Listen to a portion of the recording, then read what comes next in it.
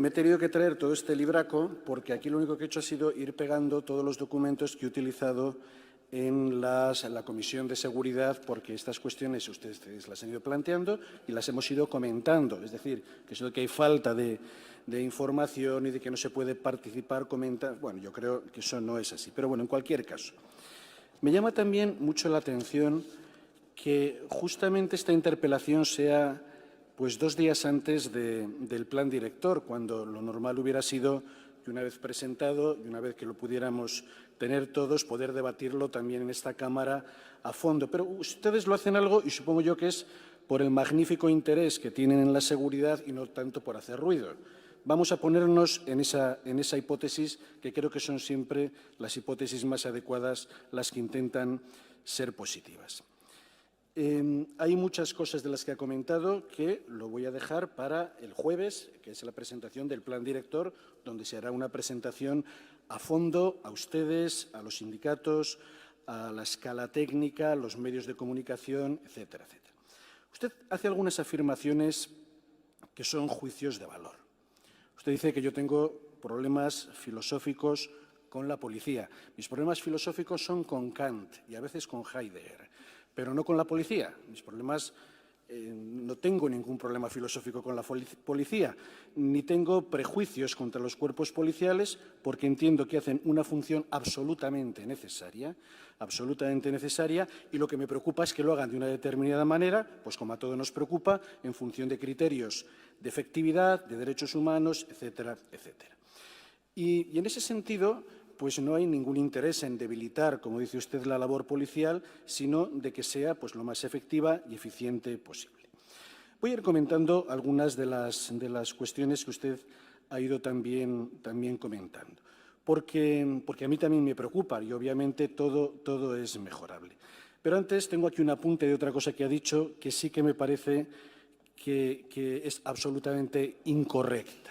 Usted dice que ponemos en duda la profesionalidad de los policías municipales.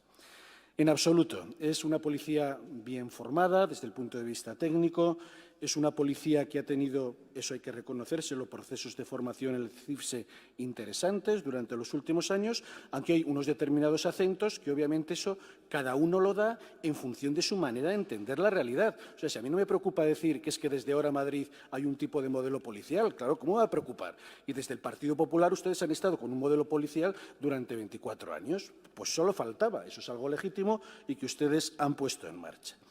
Dice que yo les llamo represivos. Vamos a ver, la policía lo que tiene que hacer es reprimir el delito y reprimir la delincuencia. Faltaría más y eso forma parte de sus tareas. Ahora bien, hay distintos cuerpos policiales que ponen acentos distintos en función de lo que la ley les marca. Y cuando yo digo que el acento no está en perseguir a los delincuentes, no estoy diciendo que no lo hagan y que no lo hagan mucho. Estoy diciendo que las demandas de la ciudadanía habitualmente en la Ciudad de Madrid que nos llegan tienen más que ver con convivencia que con el hecho de la delincuencia y que para eso, en la cuestión de la delincuencia, estamos en contacto permanente con Cuerpo de Policía Nacional, con ese mismo objetivo que tenemos los dos cuerpos en ese sentido contra el delito y contra los delincuentes. Bien, vamos ahora a ir viendo algunas de las cuestiones que usted mencionaba. A ver, aunque sea repetir, porque ya se ha repetido en la comisión. El grupo, el GAZ famoso, ¿no? Voy al número 7. Es que tiene que ser así, para ir a los datos, ¿no? El GAZ, este grupo, fue creado en junio de 2014, ¿de acuerdo? 25 policías en 2 turnos, iban de paisano, distritos del sur, Latina, Carabanchel, Usera, Villaverde y Arganzuela. Pero fíjese en qué se amparaba la creación, que era una creación más oficiosa que oficial, pero que acababa diciendo la posibilidad de crear secciones con carácter temporal. A eso me refiero a lo de oficiosa. Era oficial, pero con carácter temporal, que nunca podrán superar los 6 meses de forma continuada. Bueno, pues resulta que después de 15 meses nos planteamos algunas cuestiones. Sí que había sido un grupo eficaz, yo se lo reconozco, faltaría más, pero lo que estamos haciendo es que esos profesionales siguen haciendo su trabajo en las unidades integrales de distrito porque, entre otras cosas, después de más de 15 meses en la vía pública, estando de paisano, trabajando e interviniendo con las mismas poblaciones eran absolutamente conocidos por los propios que estaban haciendo esa venta ambulante, con lo cual preferiblemente ir uniformado en vez de mantener grupos de paisano que ya no tenía ningún sentido. Y además había otras cuestiones. Las unidades antes mencionadas han estado perdiendo por jubilaciones, por personal no operativo, etcétera, etcétera, han estado perdiendo mucho personal en los últimos años. Personal, por cierto, que ustedes cuando han estado gobernando no ha habido manera de reponer. Si uno va a los datos y dice, vamos a ver, OPE de policía en 2011, 0. OPE en el 2012, 0. OPE en el 2013, 0. Ese es el interés por el aumento del número de policías. ¿De acuerdo? Obviamente, ustedes lo atribuyen a la crisis. Ustedes lo atribuyen a la crisis y yo lo atribuyo que ustedes preferían pagar una deuda que no era necesario pagarla de manera anticipada porque interesaba más eso que la propia seguridad de los madrileños. Esa es la gran diferencia de por qué se priorizan unas cosas y no se priorizan otras, ¿vale? En concreto, quiero decir que ya en el 2014 sí que fueron 32, 2015 57 y, obviamente, también han tenido un problema que tenemos también nosotros, porque el señor Montoro del Partido Popular, entre otras cosas, nos dice que la tasa de reposición, que vamos a ver si tenemos suerte este año, que nos admiten la del 100% en policía, porque si es así conseguiremos intentar empezar con una OPE de 113, si no al final tendrá que ser de 57, pero no por voluntad propia, sino por límites que pone la propia Administración central, en este caso presidida durante un tiempo por el Partido Popular. Este grupo, el GAZ, entre otras cosas, también nos replanteamos algunas cuestiones que son de justicia en el orden interno. Porque, entre otras cosas, pues se estaban detrayendo un mínimo, por ejemplo, en Carabanchel, de 12 policías, de los cerca de 30 que formaban, de los 25 que formaban parte de los dos grupos operativos, y esto estaba al margen de las demandas de servicio del operativo, lo cual era muy complicado para el propio trabajo en la unidad integral. Obviamente, estos policías siguen haciendo su trabajo, pero lo están haciendo de otra manera dentro de las unidades integrales. Y había otra cuestión que tenía que ver con un cobro de horas extras desproporcionado. 180.000 euros en horas extraordinarias desde enero hasta octubre del año 2015. Y otro tipo de organización hace una gestión mucho más eficiente, como se merecen los dineros de los madrileños. Plantea usted más cosas. Lo del SECAI, dicen, de dejarlo sin operativo. Bueno, ya hablaremos luego en la otra. Pero voy a centrarme en lo de las UCEs porque ustedes insisten mucho en las unidades centrales de seguridad. Voy al número 5. Es que para ir a los datos. Vamos a ver, las unidades centrales de seguridad, que eran 2 las que había concretamente, sí que ha habido una, que es la 1, que lo que ha hecho ha sido sus 113 efectivos. Han pasado 32 de ellos a reforzar la UCE número 2 y 81 han pasado a los distritos, a favorecer el trabajo en los distritos, que va a ser, ya le adelanto, el eje central de la policía comunitaria en el nuevo modelo de policía que vamos a intentar poner en marcha. Bien, las UCEs, como ustedes bien saben, tienen un tipo de funciones que nosotros en la remodelación las vamos a restringir a apoyo a los distritos en unas cuestiones muy concretas, pero desde luego no van a tener ni van a ser pseudo antidisturbios porque la ley, entre otras cosas, no nos lo permite. Bien, quiero decir, por cierto, que sigue haciendo su trabajo y operativo la UC1 y además pues con la efectividad habitual en las tareas que se le encomienda. ¿Cómo andamos de tiempo? 55 segundos, quiero decir. Bueno, pues me quedan muchísimas cosas. Un pequeño detalle en torno a lo de la formación que dicen ustedes. ¿Por qué se nombra Auschwitz? Pues miren, fue un comentario de pasada, obviamente. Es importante que a los cuerpos y fuerzas de seguridad del Estado se nos nombre que el ejercicio del poder genera determinados riesgos añadidos frente a poblaciones vulnerables. Esto nos pasa a los profesionales sanitarios en un hospital.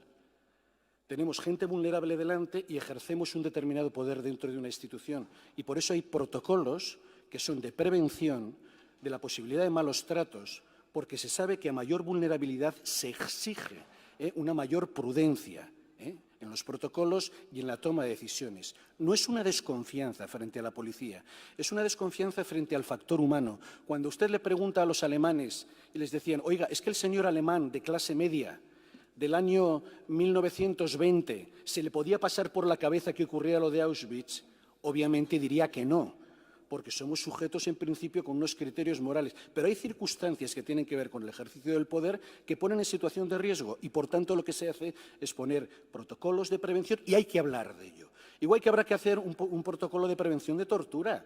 Claro, de todo, porque en un lugar concreto de detención policial, obviamente hay más riesgo de que en el ejercicio del poder no se hagan las cosas de manera adecuada. Insisto, no es una cuestión de sospecha concreta frente a las personas ni frente a la policía, sino sí que es de sospecha frente a ciertas situaciones donde se combina máxima vulnerabilidad y también ejercicio del poder, como es el caso de la policía, el ejercicio legítimo que tiene también del poder y de la fuerza. En la formación, por cierto, se les está contando lo de las ordenanzas, repitiendo, insistiendo, porque nos parece central parte del trabajo policial, como no podía ser de otra manera. Con respecto a la formación, quiero decirle que la mayor parte de los formadores de los cursos de cabo y sargento, etcétera, que nos corresponden al CIFSE, son policías municipales. Son la mayoría. Y de todas las maneras, el haber sido expulsado del Ejército, yo que sepa, no es ningún delito. Simplemente ha sido expulsado del Ejército, hasta donde yo sé, por hacer una serie de denuncias que nadie ha dicho que no sean ciertas, probando que sean. Bueno, pero eso es otro tema. En cualquiera de los casos, nunca se nos ocurrirá tener al señor Ellín, que ustedes lo tuvieron como profesor en el CIFSE durante un cuanto tiempo. Conocido, delincuente, conocido, en fin, obviamente, estoy seguro que eso fue un error porque eso no hay, obviamente, quien lo sostenga. Quiero decir, por otra parte, la cuestión de los edificios, claro que nos preocupa. Es cierto que al final Policía Municipal se podrá hacer cargo más directamente de la seguridad, fundamentalmente de las unidades integrales, de las juntas de distrito y probablemente poco más. No podemos hacerlo con los 900 y pico edificios, ¿no? Y estamos buscando maneras alternativas que sean más eficientes, que tengan que ver también, quizás por las noches, en algunos edificios con cámaras vinculadas a las unidades integrales. Bueno, se está viendo en esa línea. Usted se vuelve a quejar de la bajada de números de efectivos de policía municipal, pero la bajada se ha producido pues porque no ha habido entradas, y es lo que he comentado antes. Lo que intentamos hacer es gestionarlo de otra manera. En los distritos han ido 123 policías. Han ido a las unidades de distrito, han ido de la UC1 81 y de otros han ido 42 policías municipales más. Y, obviamente, seguimos dándole vueltas de cómo poder intentar seguir en la misma línea. Cuando en medio ambiente se pongan 45, en estos momentos hay 20 de manera transitoria, entre otras cosas es porque también patrullan. Y como el otro día hablábamos en la comisión, en el Retiro concretamente estamos viendo que en algunos lugares hay algunas dificultades concretas. También es cierto que se hace de manera estacional, se potencia más porque hay mayor utilización de los parques y desde ahí pues esa policía municipal dará ese servicio. Mencionaba usted en torno a la cuestión de lo del turismo. Lo que hemos hecho es, insisto, integrarlos en las unidades y en esa parte estacional potenciar. Como es lógico, en Barajas se potencia más en función del aeropuerto o en el turismo en la zona centro, pues más en la zona de verano, etcétera, etcétera, ¿no? Es un reajuste de los, desafortunadamente, no suficientes operativos que tenemos. Bien, quiero decir también que a mí sí que me preocupa el trabajo político que hacemos sobre temas de seguridad, porque usted ha dicho muy bien, y estoy de acuerdo, en que es un elemento muy sensible en el que no podemos jugar con él. Cuando yo he hablado en alguna ocasión o hemos hecho mención con delegación del Gobierno, siempre hemos manifestado, como creo que no puede ser de otra manera, el apoyo absoluto en las tareas de delegación del Gobierno en temas de seguridad. Precisamente porque es muy sensible, precisamente por eso tenemos que ser enormemente cuidadosos con las afirmaciones que hacemos en torno a ello. Y yo ahí sí que pediría que tuviéramos un determinado pacto de caballeros en este sentido, porque a usted le interesa, a mí me interesa que las cosas vayan bien y que la seguridad vaya bien en la ciudad de Madrid. Quiero decir en este sentido que el plan director que usted decía, bueno, ¿cómo es que no lo han traído al Pleno? yo no tengo ningún inconveniente, lo hablaré con la alcaldesa, si parece oportuno tener una comparecencia sobre ello después de la presentación pública, porque sí que es un tema central de todos, absolutamente de toda la corporación y de toda la ciudadanía. Y estoy abierto a que eso lo podamos hacer por mi parte sin ningún tipo de dificultad. Veníamos con una…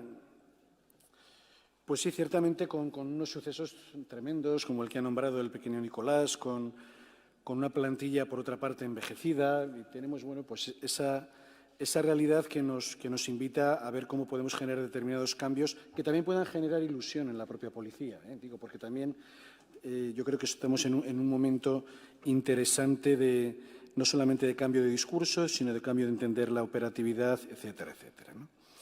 Bien, ha nombrado algunas cosas que tenemos pendientes. Por ejemplo, las ocupaciones mafiosas que se llaman. Es un tema que me preocupa mucho. El viernes vuelvo a tener una reunión con gente de Vallecas, donde lo estamos intentando trabajar, porque sí que es multidimensional. Necesitamos un acuerdo con los jueces de cara a cuándo se toma la decisión de los desalojos, porque no puede ser piso a piso, porque se necesita también una intervención policial a fondo, con los servicios sociales, con la propia Fraun, en fin. Que son temas que nos preocupan y que deberíamos de tener un poquito más de celeridad en ello porque generan muchísimo daño. En la cuestión de la formación, yo simplemente leer muy brevemente aspectos que aparecen por ejemplo, en la formación de los sargentos, materias del curso. Porque, claro, se va a la anécdota de un caso concreto de un señor del ejército. Mire, se habla de gestión de conflictos, liderazgo de equipos, gestión del estrés en los agentes que tienes a tu mando, cuestiones de género, igualdad de roles y estereotipos, el trabajo policial de la diversidad, la gestión de los recursos, el manejo de las ordenanzas, la ley de protección de seguridad ciudadana. Pues claro, pues eso es lo que hacemos. Ese es el trabajo y donde obviamente aparecen cuestiones como la que ha nombrado también la señora Domínguez de gestión de la diversidad ante una sociedad cada vez más plural y por tanto que necesita de otro tipo de intervención. En torno a la colaboración antiterrorista, la vamos a seguir manteniendo. Yo creo que el trabajo antiterrorista se hace fundamentalmente y no solo desde los magníficos servicios secretos que en torno al terrorismo yihadista se pusieron en marcha tras el 11M y también en el medio y en el largo plazo en el trabajo con las comunidades para evitar la radicalización y generar espacios de intercambio que permitan que uno se sienta a gusto en esta sociedad y no necesariamente y desafortunadamente dinamitándola. La cuestión del SECAI que han mencionado, ¿no? Esa especie de servicio no sé si de inteligencia, porque se dedicaban, como bien ha dicho el señor Silva, a vigilar las mareas, donde ni había órdenes escritas ni informaciones. Bueno, pues la parte que se dedique a las cuestiones de información va a tener, desde luego, control judicial, como no puede ser de otra manera. Porque lo importante no es tanto que nosotros busquemos información que le toca a Policía Nacional en las brigadas que tiene de información, sino que la podamos gestionar adecuadamente de manera bidireccional para los objetivos que son comunes. Eso me parece que es central. Y en esa línea de ir dotando también, bueno, pues siempre de apoyo al trabajo de los propios distritos, que en los distritos se recoge muchísima información, pero probablemente no están todavía los mecanismos para hacer una gestión adecuada de esa información. Bien, y ya simplemente terminar con la reflexión que antes he iniciado, de ser muy cuidadosos. Antes he hablado un momento con la señora Villacís en el comienzo, insistí de ser muy cuidadosos en las redes sociales, en lo que decimos en torno a seguridad, porque no podemos mandar mensajes que alimenten la inseguridad subjetiva que no tenga datos de realidad en la población. Estamos en un nivel 4 de alerta, la situación es complicada y yendo a los datos concretos, y haremos esa lectura, creo que ya está convocada la propia Junta Local de Seguridad junto con delegación del Gobierno dentro de unos días. Compartiremos otra vez más la información, los datos, pero seamos los más objetivos posibles, porque la gestión del miedo, y cuando es un miedo inoculado, es una gestión complicada que hace mucho daño a la población. En ese sentido, estoy seguro que toda esta Cámara intentará trabajar estas cuestiones con la cuestión de prudencia que es tan pertinente. Muchas gracias.